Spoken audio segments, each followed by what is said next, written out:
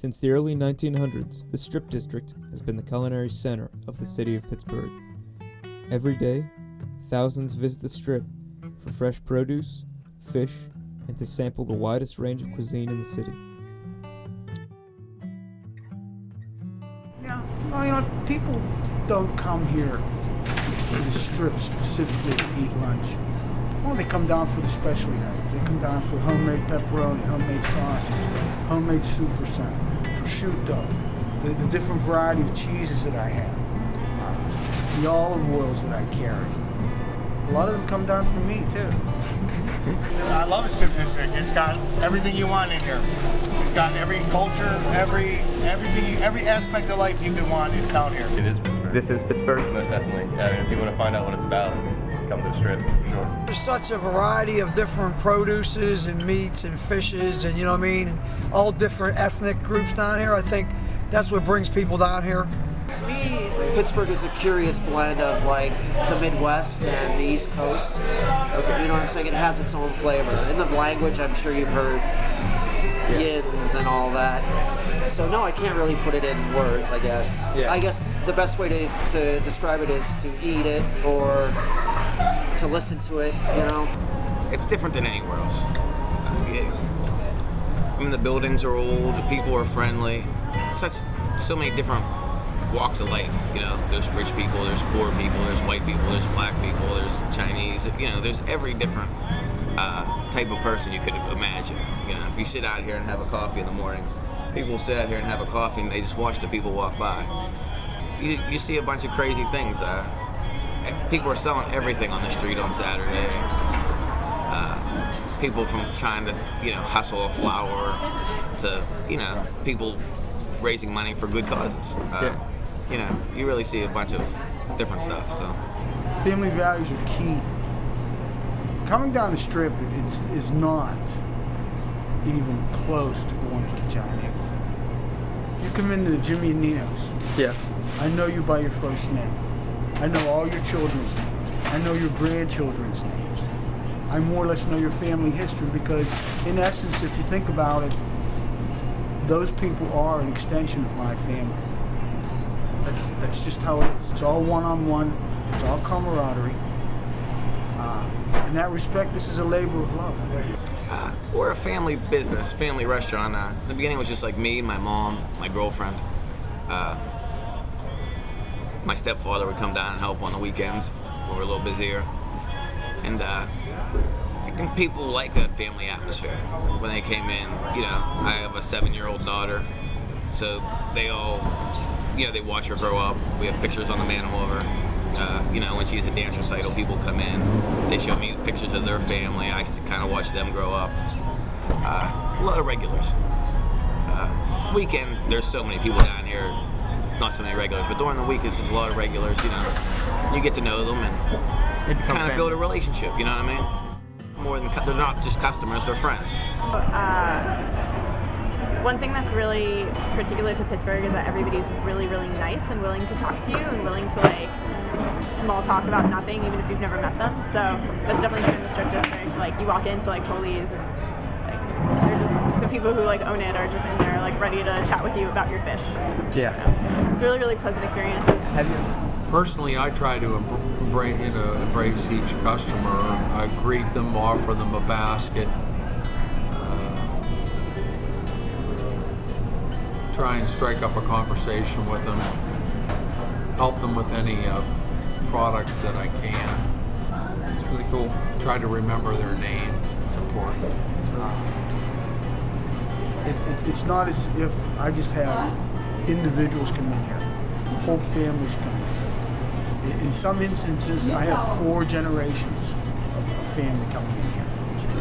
The great-grandparents, the grandparents, the fathers, the mothers, and their children. I'm 60 years old. I've been working down here since I was 13.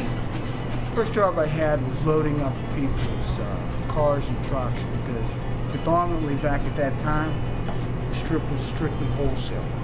If you were going to shop down the Strip, you bought by the case or you didn't buy at all.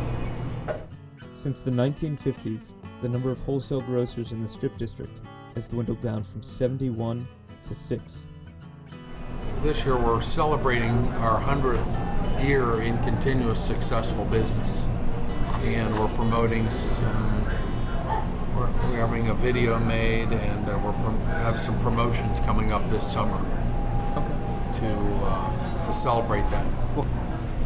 Well, my younger brother, who heads up the company, directs all the departments and everything.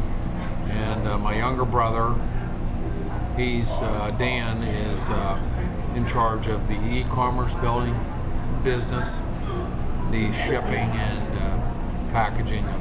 We ship product throughout the United States. I'm the second oldest of nine children, and I've worked here. My father asked us to participate in the business, start working at the early age of 12 years. Well, Vincent Henry's, I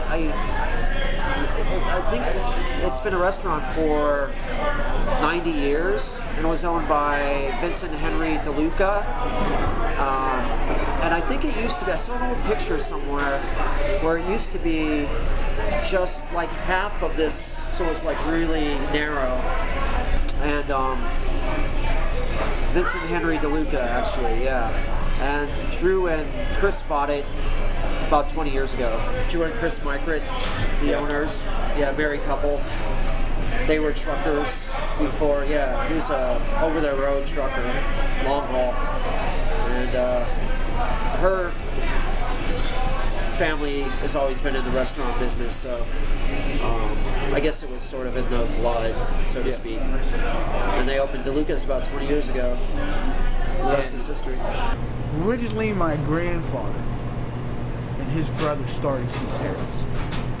Nino and I are third generation in this business, and we're also going to be the last generation in this business. Between the two of us, Nino and I have 9 children. Out of that mix, we have doctors, attorneys, CPAs, school teachers, principals of schools, IT people. Nino and I always made sure our children got their education.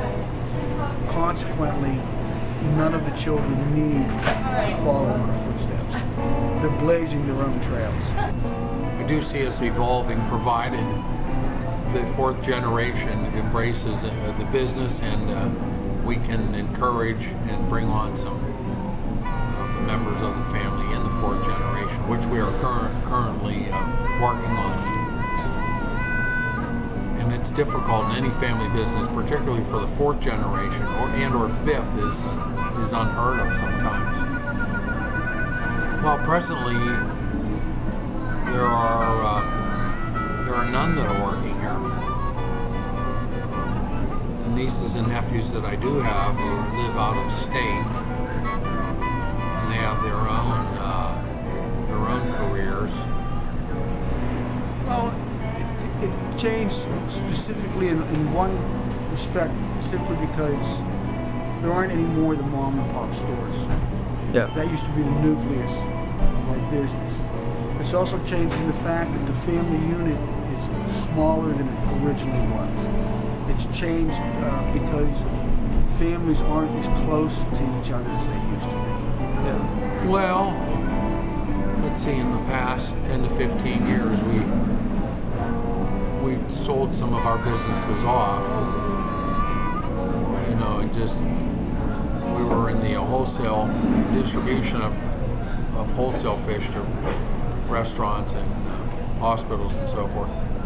We sold that off, as well as our federal cold storage business. We were in that several years ago. That was probably the turning point. Yeah. That's what I miss most about the Strip, are the different vegetable and fruit vendors out and everybody on the street. You have to realize that the type of business I do today versus the type of business that we were doing, let's say, 30 years ago, 35 years ago, it's not the same. It's a lot harder. It's a lot tougher. There's a lot more competition. The hours are longer. The work, in as much as it isn't as strenuous as it used to be, mentally it's very, very tasking and very, very fatiguing. While this is the end of an era in the Strip District, Newer Blood has embraced the switch to retail and sees the culture and unique identity of the Strip District surviving for another 100 years.